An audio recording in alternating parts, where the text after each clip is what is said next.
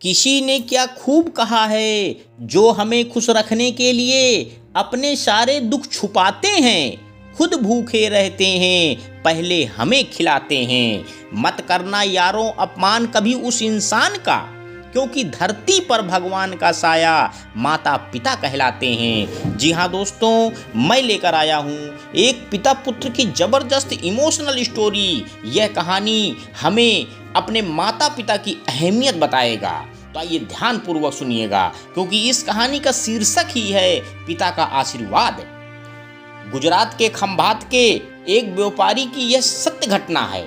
जब मृत्यु का समय सन्निकट आया तो पिता ने अपने एकमात्र पुत्र धनपाल को बुलाकर कहा कि बेटा, मेरे पास धन संपत्ति नहीं है कि मैं तुम्हें विरासत में दूं, पर मैंने जीवन भर सच्चाई और प्रामाणिकता से काम किया है, तो मैं तुम्हें आशीर्वाद देता हूं कि तुम जीवन में कभी दुखी नहीं रहोगे और तुम धूल को भी हाथ लगाओगे तो वह भी सोना बन जाएगी। बेटे ने सिर झुकाकर पिताजी के पैर छुए। पिता ने सिर पर हाथ रखकर आशीर्वाद दिया और संतोष से अपने प्राण त्याग दिए। अब घर का खर्च बेटे धनपाल को संभालना था। उसने एक छोटी सी ठेला गाड़ी पर अपना व्यापार शुरू किया। धीरे धीरे व्यापार बढ़ने लगा। एक छोटी सी दुकान ले ली, व्यापार और बढ़ा। अब नगर के संपन्न लोगों में उसकी गिनती होने लगी। उसको विश्वास था कि यह सब मेरे पिता के आशीर्वाद का ही फल है, क्योंकि उन्होंने जीवन में दुख उठाया पर कभी धैर्य नहीं छोड़ा, श्रद्धा नहीं छोड़ी, प्रामाणिकता नहीं छोड़ी। इसलिए उनकी वाणी में बल था और उनके आशीर्वाद फलीभूत हुए और मैं सुखी हुआ। उसके मुंह से बार बार यह बात निकलती थी। एक दिन एक मित्र ने पूछा, तुम्हारे पिता में इतना बल था तो वह स्वयं संपन्न क्यों नहीं हुए, सुखी क्यों नहीं हुए? धर्मपाल ने कहा, मैं पिता की ताकत की बात नहीं कर रहा हूँ, मैं उनके आशीर्वाद की ताकत की बात कर रहा हूँ। इस प्रकार वह बार बार अपने पिता के आशीर्वाद की बात करता तो लोगों ने उसका नाम ही रख दिया बाप का आशीर्वाद। धनपाल को इससे बुरा नहीं लगता। वह कहता कि मैं अपने पिता के आशीर्वाद के काबिल निकलूं, यही चाहता हूँ। ऐसा करते हुए कई साल बीत गए। यह विदेशों में व्यापार करने लगा। जहां भी व्यापार करता उससे बहुत लाभ होता। एक बार उसके मन में आया कि मुझे लाभ ही लाभ होता है, तो मैं एक बार नुकसान का अनुभव करूं। तो उसने अपने एक मित्र से पूछा कि ऐसा व्यापार बताओ जिससे मुझे नुकसान हो। मित्र को लगा कि इसको अपनी सफलता और पैसे का घमंड आ गया है। इसका घमंड दूर करने के लिए इसको ऐसा धंधा बताऊं कि इसको नुकसान ही नुकसान हो। तो उसने उसको बताया कि तुम भारत में लौंग खरीदो और जहाज में भरकर अफ्रीका के जंजीबार में जाकर बेचो। धर्मपाल को यह बात ठीक लगी। जंजीबार तो लौंग का देश है, वहाँ से लौंग भारत में लाते हैं और यहाँ 10-12 गुना भाव पर बेचते हैं। भारत में खरीद करके जंजीबार में बेचें तो साफ नुकसान सामने दिख रहा है। परंतु धर्मपाल ने तय किया कि मैं भारत में लौंग खरीद कर जंजीबार खुद लेकर जाऊंगा, देखूं कि पिता के आशीर्वाद कितना साथ देते हैं। नुकसान का अनुभव लेने के लिए उसने भारत में लौंग खरीदे और जहाज में भरकर खुद उनके साथ जंजीबार द्वीप पहुंचा। जंजीबार में सुल्तान का राज्य था। धर्मपाल जहाज से उतरकर के और लंबे रेतीले रास्ते पर जा रहा था। वहां के व्यापारियों से मिलने को उसे सामने से सुल्तान जैसा व्यक्ति पैदल सिपाहियों के साथ आता हुआ दिखाई दिया। उसने किसी से पूछा कि यह कौन है? उन्होंने कहा, यह सुल्तान है। सुल्तान ने उसको सामने देखकर उसका परिचय पूछा। उसने कहा, मैं भारत के गुजरात के खंभात का व्यापारी हूँ और यहाँ पर व्यापार करने आया हूँ। सुल्तान ने उसको व्यापारी समझकर उसका आदर किया और उससे बात करने लगा। धर्मपाल ने देखा सुल्तान के साथ सैकड़ों सिपाही हैं, परंतु उनके हाथ में तलवार बंदूक आदि कुछ भी न होकर बड़ी बड़ी छलनियां हैं। उसको आश्चर्य हुआ। उसने विनम्रता से पूर्वक पूछा, सुल्तान से पूछा, आपके सैनिक इतनी छलनी लेकर क्यों जा रहे हैं? सुल्तान ने हंसकर कहा, बात यह है कि आज सवेरे मैं समुद्र तट पर घूमने आया था, तब मेरी उंगली में से एक अंगूठी यहाँ कहीं निकलकर गिर गई है। अब रेत में अंगूठी कहाँ गिरी है पता नहीं, तो इसलिए मैं इन सैनिकों को साथ लेकर आया हूँ। यह रेत छान कर मेरी अंगूठी उसमें से तलाश करेंगे। धर्मपाल ने कहा, अंगूठी बहुत महंगी होगी।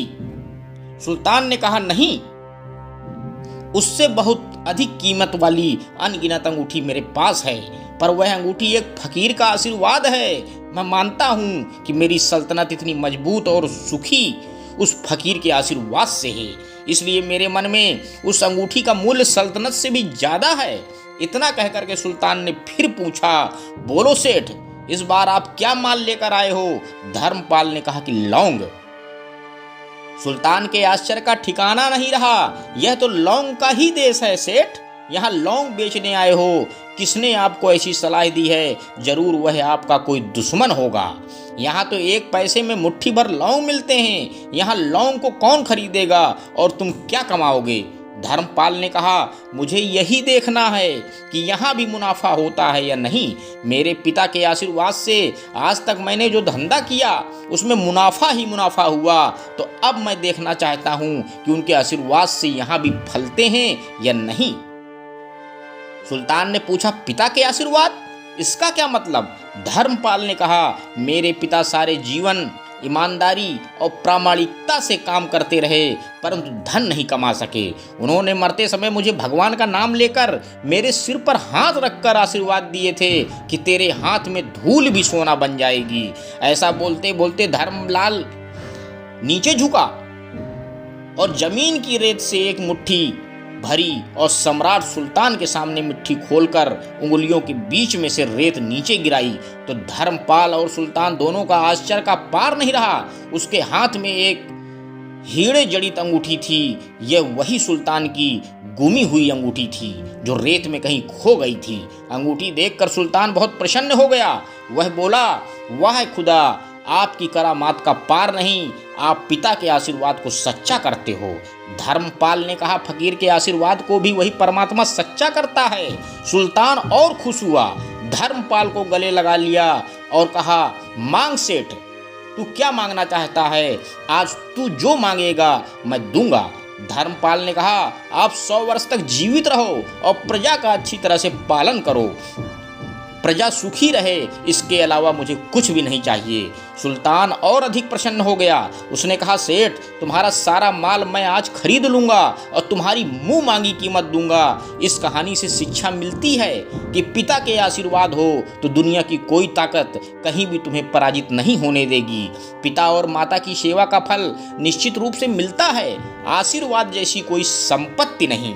बालक के मन को जानने वाली माँ और भविष्य को संवारने वाले पिता, यही दुनिया के 2 महान ज्योतिषी हैं। अपने बुजुर्गों का सम्मान करें, यही भगवान की सबसे बड़ी सेवा है। अंत में दोस्तों बस मैं यही कहना चाहता हूँ कि मेरे कंधे पर बैठा मेरा बेटा जब मेरे कंधे पर खड़ा हो गया, मुझी से कहने लगा, देखो पापा, मैं तुमसे बड़ा हो गया। मैंने कहा, बेटा, इस खूबसूरत गलतफहमी में भले ही जकड़े रहना, लेकिन मेरा हाथ पकड़े रहना। जिस दिन ये हाथ छूट जाएगा बेटा, तेरा ये रंगीन सपना टूट जाएगा। दुनिया वास्तव में इतनी हसीन नहीं है, देख तेरे पांव तले अभी जमीन नहीं है। मैं तो बाप हूँ बेटा, बहुत खुश हो जाऊंगा जिस दिन वास्तव में तू मुझसे बड़ा हो जाएगा, मगर बेटे कंधे पर नहीं, जब तू जमीन पर खड़ा हो जाएगा। ये बाप तुझे अपना सब कुछ दे जाएगा और तेरे कंधे पर दुनिया से चला जाएगा। धन्यवाद दोस्तों।